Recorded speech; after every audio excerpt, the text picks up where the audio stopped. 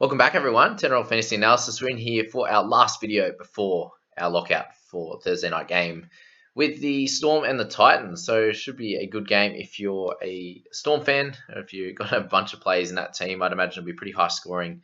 We'll go through our little preview in a moment, but yeah, in terms of where we're at right now, it's going to be the trades for the People Score. We're making two this week. We had three to start the round. We're finishing it with one, making two trades. So if you're looking down the list, we have a couple of new faces, and we've decided to go with some center cover and decided to go Ewan Aiken over Jack Bird. I just think the ability of Aiken to play in the back row, chance of scoring tries, but also just getting through a mountain of work, 50 odd points in base stats, has every chance of scoring over 50 fairly comfortably every week, whereas Bird has a chance in the centres to get something like a 35 and then maybe a 50 or 60 at like a peak. So I think Aiken has a much higher ceiling for a very similar price, and we've gone with him and also bring in Josh Jackson. We actually decided to trade out Angus Crichton. So given the fact that we have the extra trade up our sleeve, and with the news coming out that Trbojevic is going to be rested this game, I just wanted to make sure we had enough players, enough good players anyway to have a full 17. And with this news anyway, there's a good chance that Averillo doesn't play. He's in a fair bit of doubt as well. So in that case, having to trade out someone that wasn't going to play, so it's going to be Crichton or Hughes. It looks like Hughes might just be out the 1 week. He could be out for a couple as well. But knowing that Crichton's definitely out for two, and we only getting back for one, having an extra trade in hand, so that was the best idea to just straight swap in for another guy that's going to average 55 to 60 in Josh Jackson, who is our best sort of option in that top bracket. The other thing we were thinking about doing was Josh Schuster or a Connor Watson to whether it be like a Curran or someone like that. But with that one, if Averillo doesn't play, then we have a little bit of a chance of having 16 players only, and I don't think that would be good enough. So I think this is the best option for the squad at this stage. Obviously, still means we're playing Schuster, we're playing Verrills, it looks like, at this stage. If Averillo plays, we can try the loop, but Watson, Jackson, and Moses on the interchange. So a few not as good options as we may have hoped, but I'm really liking that center combo at the moment. Obviously, the halves are strong. Mids is really good. So we've got Cook and Hooker for feeder there. So it's really only Schuster that's a little bit and like a Watson and a Verrill. So we take all that sort of like 40 odd average between the bunch of them and just roll with it and see what we can come up with in the last few games. But I suppose most people don't have the luxury of having 17 playing players this week, especially if Trbojevic and Averillo are out. I think that will burn a lot of people. So that's the people squad. My team, fairly simple in terms of our trades. I'm still just tossing up between Harry Grant and Josh Curran, and my last trade was Madison. So again, it doesn't really matter, but someone who's definitely out for the year. Whereas we have the opportunity now for Tamalolo to play, and I really hope he does because Tommy's been taken out of the squad, and then also there's a good chance that Averillo doesn't play. So that would leave me with 15 if none of those three play. Obviously, Trbojevic already out. Averillo half a chance, and same with Tamalolo. Lolo might be more of a chance than Averillo at this stage. So hopefully, at least one of the two players. Obviously, like both of them too. But I'm thankful that Fogs is back for sure. But my question, with Grant or Curran is, I don't think Curran's obviously going to score as well as his last 2 weeks of an 80 odd and a 90 odd. Grant should get more minutes than 50 odd, you'd imagine. I think this is his opportunity to play some bigger minutes because they're going to want that leading into the finals. And that's kind of what I spoke about in my other video the other day, that's for sure. But I just think that he gets that opportunity this week, and we know what he did in the Tigers side last year. And if he can do that, we know what he's done in the 50 odd minutes here, averaging 51 for the Storm. If he can get another extra 10 to 15 minutes at worst, so somewhere in the 60s, I think that you're going to see a 60 average from him over the next few games. I don't see any reason why they won't play him at least that 60 odd minutes over this next few weeks. And I just think he's such a dominant player. Whereas we're not sure, Curran has had games where he's on and off. Yes, he's been really consistent for the most part, and yes, even scoring fairly well earlier. But they were 50 odds rather than the 60s, 70s, 80s. I suppose we're just shelling pieces. It's like, which one's going to be better? They're both going to probably average 55 to 65 over the next 3 weeks, and it's not a real big issue. I really like watching both of them play too, so it's just kind of that's the question at the moment. In terms of cover, it doesn't really do too much. Like I'm going to be sitting with 15 to 17, 18 players. over the next few weeks anyway, and I have cover in the edge, the mids. I got center cover, I got half cover. The only real one there is fullback, but I could move Manu down, so I pretty much have cover in every position. Yeah, there's not too much really else to say at this stage. The team's actually, if I can get Avrilo and Lolo to play, I think I'm be really happy with my results this week. I imagine I'd go fairly well. But if not, then we could lose in the rankings a little bit. But obviously hoping that Lolo, Trbojevic, and then we get Crichton back in the last round. So that would be ideal. But let's have a little bit of a chat in terms of the games. We'll just lob it straight from this screen today. And we've got the Storm against the Titans, and I think they're paying $1.10 for the Stormers. I really think that's a good opportunity to jump on a Harry Grant, try scorer, or a couple of the guys around the middle of the park. I could see a couple of the big boppers through the middle doing pretty well in this game, and then probably a couple of tries out on the edges with like a Kenny Bromwich or a Justin Olam. I'm thinking one of them this week. So pick your poison as to who you want to go on that one. But obviously a pretty clear victory for the Storm in this one. I'm expecting about a 40-12 kind of scoreline. Don't see the Titans have been okay without really being spectacular, and against the Storm team that's pretty well full strength.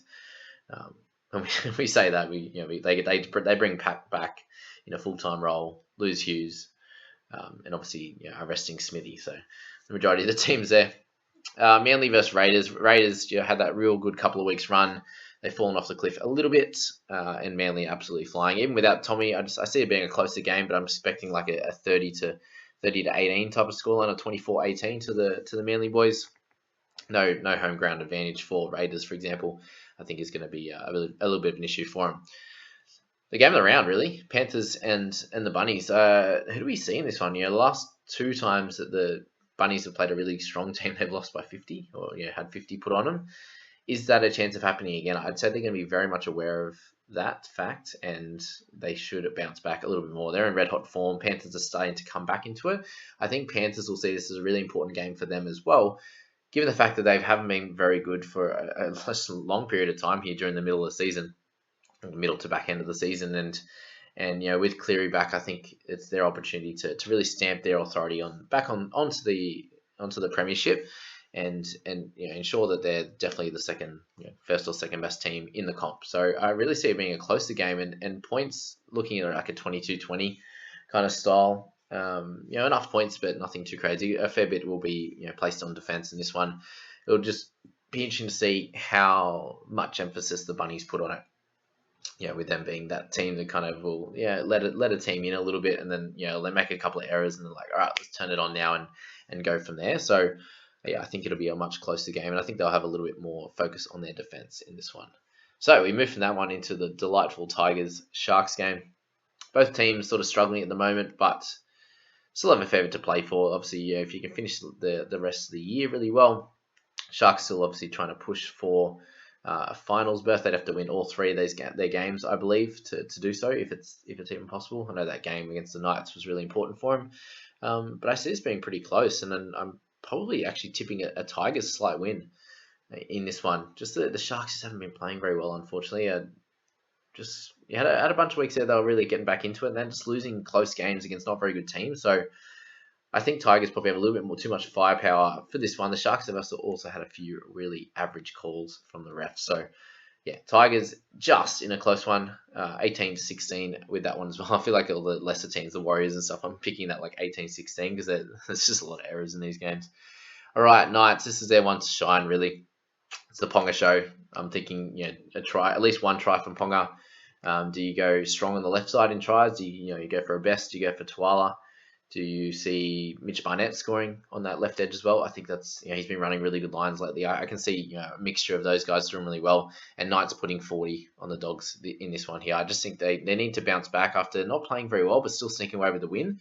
I think they'll need to bounce back, and this is a great opportunity to do that, and really just, open up the wings, let Ponga, let Pearce fly, and come out and hopefully dominate this game. So that's the theory on that one. And last couple of guys, we've got the Eels and the Cowboys. I think this is the Eels' final chance to actually show that they can get back into the winner's circle. They need at least a couple. I think they need at least 2 out of the next 3 games. They need to get a win just to feel that confidence again. Something they haven't had in a while. Obviously, dropping back into 6 now against the Cowboys, who have been really poor. I'm expecting them to put 30 on us. I think 30-12 would be fair, but there's every chance that the Cowboys can put a few more tries on them, just with how the Eels have been playing lately. But 30-12 is what I'm going to go with in that one. And then we got the Dragons and the Roosters, and I just see actually two more games after that. Dragons and the Roosters. I just see them being too good. The Roosters, like, they've really just worked out a way to. They've had this sort of core group now, apart from when Smith went down, and Ikevalu, that real core group of guys that have had to adjust. Obviously, from that first part of the year, they've adjusted a lot, and I just feel like this is the chance for them to just head into the final. They'll head into the last few games of the season. And get a lot of momentum. If they can sneak, they're in fourth right now. If they can sneak into that position and sort of stop Manly from getting in there, that will be absolutely huge for their confidence. And they understand what happens in the top four. They've obviously had minor premierships for a long time and bowed out during that, but they've also won a couple of premierships in the last 5 years. So they know what to do in that position, and they can sense it now. Like halfway through the season, that would have felt so far away from them, and all the big injuries they've had, and then to still be in that position, they might have the confidence to think they can win it all, but much more of a bigger opportunity if they actually can sneak into fourth, even if they do play a Storm in the first game. So this one will be a big one for them. I'm thinking 32-12 for that one, and the last one, the Broncos and the Warriors. Warriors have been pretty solid. I think this will be a really close game as well. I'm going to tip a 20-18 score in this one, and actually just to the Broncos away. I feel like, yes, the Warriors have got 3, but I think they'll be hard pressed to do 4 in a row. They've obviously fought pretty hard and had a bunch of close games, and I think this is the time for Broncos to win one. I think it could go either way. I wouldn't be putting my money on it. If I was to put my money on it, I'd be going like an either team by 8 or either team by 10. I think it'll be that close type of game. But there you go, guys. That's the last video before the first lockout. I hope that helped you in some way, shape, or form. I know a lot of people were like following my last trade. Actually, it's my last trade. I didn't even get to mention that. So we're all out for the year, whether it's Harry Grant or Josh Curran. If this is your last couple of trades as well, I hope you learn a lot from the way to actually be able to manipulate and use these trades across the season. And obviously, a lot of it's to do with accumulating a lot of dollars, a lot of cash cows, trying to score as well as you can at the start of the year. And that's going to help you in the back end of the year. So you can see, like, even holding trades, to the back end hasn't helped me all that much. I suppose there was maybe an opportunity or two that I didn't go for, and I had decided to hold trade. So I suppose it just depends on the season. This one's been pretty bad with suspensions and injuries in general. Obviously, a few of these suspensions are a little bit full on. Obviously, you've got the crusher kind of tackles now. You've got the carryover points. You've got some of the head high stuff that they're quickly putting on report as well. So that was something that we'll go into and talk a little bit further about in the preseason for next year. But so I hope you enjoyed this video, guys. We'll catch you in the next few when we're going to analyze all the games for the week. So hope you enjoyed. See you guys.